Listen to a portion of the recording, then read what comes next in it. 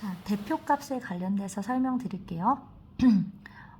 대표값이라는 건 말 그대로 어떤 주어진 자료가 어떤 값을 중심으로 부포되어 있는지를 나타내어 자료 전체를 특징 짓는 값을 그 자료의 대표값이라고 해요. 여러분들이 굉장히 잘 알고 있는 대표값 평균 있죠, 평균. 그러니까 내가 이번에 2차 지필평가에서 뭐 10과목의 시험을 봤는데 그 10과목의 평균을 뭐라고 하겠어요? 어떻게 구해요? 다 더해서 10으로 나누면 되죠. 여러분들이 그 대표값이란 게 뭐냐면 내가 국어는 70점을 받고 수학은 90점을 받고 영어는 80점을 받고 막 이렇게 성적을 다 다르게 받았단 말이야. 그럼 내가 대체로 몇 점을 받았다고 말할 것인가? 그러니까 내가 이번 시험에서 전 과목을 몇 점을 받았다고 말할 것인가 라고 할 때 그 대표값을 정하는 방법이 여러 가지가 있는데 보통 성적, 점수에서는 우리가 평균을 많이 썼고 그래서 여러분들은 평균이 굉장히 익숙하지요.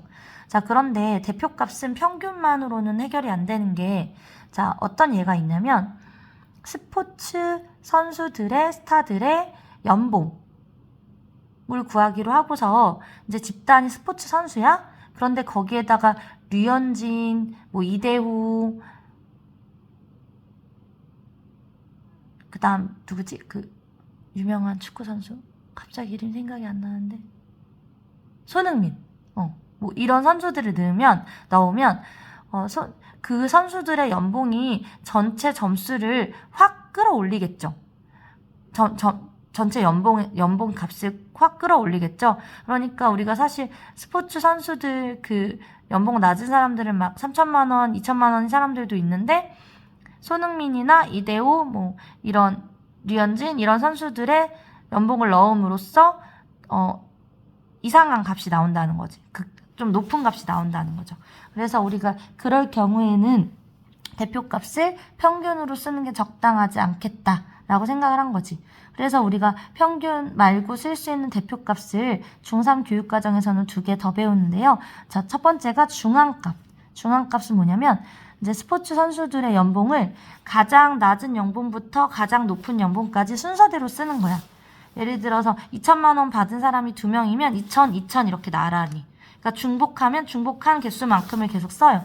그래서 쭉 써서 가장 중앙에 위치하는 값을 말하겠다는 거죠. 그러면 홀수인 경우는 중앙에 위치하는 값이 하나지. 자료가 9개라고 해봐요. 그럼 중간에 딱 하나 오잖아. 홀수면. 그런데 짝수면 중앙에 2개가 오죠. 그런 경우는 그 두 값의 평균으로 구하겠다는 거죠. 그래서 중앙값이라는 건 이렇게 자료를 가장 작은 값에서부터 크기 순서대로 나열할 때 한가운데 놓이는 값을 중앙값이라고 하는데 자, 이렇게 자료가 홀수게 있으면 가운데 딱 하나가 온단 말이야. 그래서 8이라고 말하면 되는데 자료가 짝수게 와. 그럼 짝수게 오면 가운데 몇 개가 오게 돼요? 2개가 오게 된다고 이렇게. 그럼 이 두 값의 평균으로 중앙값을 정한다는 거예요. 자, 그리고 최빈값. 최빈값이란 건 가장 많이 보인 수치를 말하자는 거예요. 가장 많이 보인 값. 그래서 최빈값이 쓰이는 예는 별량이 수로 주어지지 않은 경우 있지. 자료가 수가 아닌 경우는 최빈값을 많이 써요. 그래서 대통령 선거에서 뭐 그럴 때 이름이 가장 많이 나온 사람이 뽑히고 그러잖아요. 자, 그럴 때 최빈값을 쓰죠. 그래서 이렇게 만약에 이런 경우라면 최빈값은 얘는 5가 되는 거고 이 자료에서는 4도 2번, 5도 2번 똑같이 많이 나왔으니까 4랑 5 둘 다 최빈값이라고 말해요. 최빈값의 특징은 값이 하나로 정해지는 평균이나 중앙값과 달리 최빈값은 여러 개와 동시에 보이면 여러 개를 다 말한다는 거지. 그러니까 여기 이 자료에서 4도 2번, 5도 2번이니까 4랑 5를 둘 다 최빈값이라고 말한다는 거예요. 둘 중에 하나만 말하지 않고. 이해되시죠? 네. 그래서 이런 내용들이어가지고 사실 막 설명을 안 하려고 했는데 여러분들이 해달라고 해가지고 급하게 하게 됐어요. 자, 그래서 자 보면 여기 봐봐. 자료 분포의 중심 위치를 나타내는 대표값으로 평균을 주로 사용해요. 그러나 아까 말했듯이 그 스포츠 스타의 연봉처럼 스포츠 선수들의 연봉처럼 평균이 극단적인 값에 영향을 받을 수 있잖아요. 자, 그런 경우에는 평균보다 중앙값을 사용하는 것이 합리적이라는 거예요.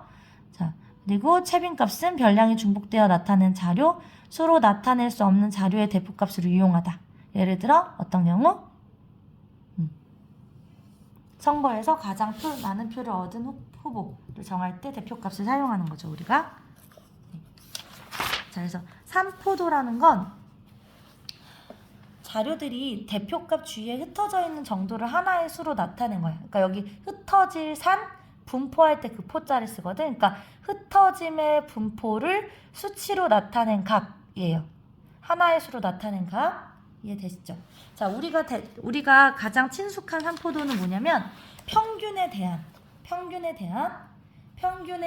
산포도로서 분산과 표준 편차가 가장 흔하죠.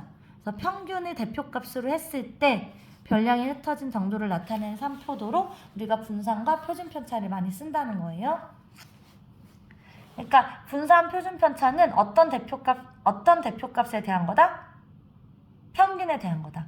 자, 그러면 그 분산을 구하기 위해서 가장 먼저 구해야 되는 값이 편차죠, 편차. 그럼 편차는 어떻게 구하냐면 내 점수에서 평균을 빼는 거야. 내 점수에서 평균을 뺀다. 별량에서 평균을 빼는 거예요. 그래서 편차는 별량에서 평균을 뺀다. 그러니까 당연히 내 점수가 평균보다 높으면 편차는 양수가 되겠죠. 평균보다 큰 별량의 편차는 양수. 내 점수가 평균보다 낮아. 그러면 편차는 음수가 되겠죠. 평균보다 작은 별량의 편차는 음수. 그쵸? 네. 그래서 편차의 합은 항상 0이 되는데요. 왜 0이 되냐면 선생님이 뒤에 중단원 마무리를 먼저 찍었는데 거기에다 설명을 해놨어요. 그래서 그거 다시 참고해서 보면 돼요. 편차의 합은 항상 0이 돼요. 그리고 분산은 그냥 약속이야. 어떻게 정했냐면 편차 제곱의 평균으로 정했어. 편차 제곱의 평균. 자, 분산을 중3 교과서에서 이렇게 약속을 해놨잖아? 근데 이게 무슨 말이에요? 편차 제곱들을 다 더해서 별량의 개수로 나눈다는 말이 편차 제곱의 평균이라는 말이죠. 편차 제곱의 평균. 표준 편차는 분산의 양의 제곱분으로 정해요. 선생님이 대단원 마무리 찍고 중단원 마무리 찍고 지금 설명을 찍고 있거든요. 그래서 설명이 별로 없을 거예요. 여러분들이 뒤에 문제풀이를 계속 보시면 거기 이제 중복돼서 설명이 나올 거예요.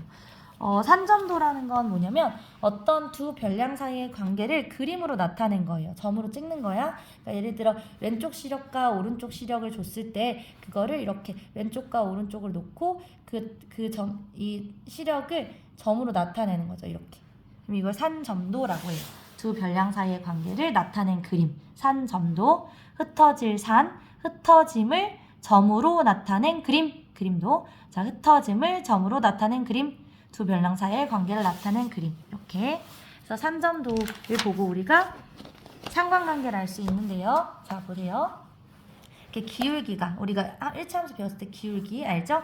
양의 기울기를 갖는 상관관계를 양의 상관관계.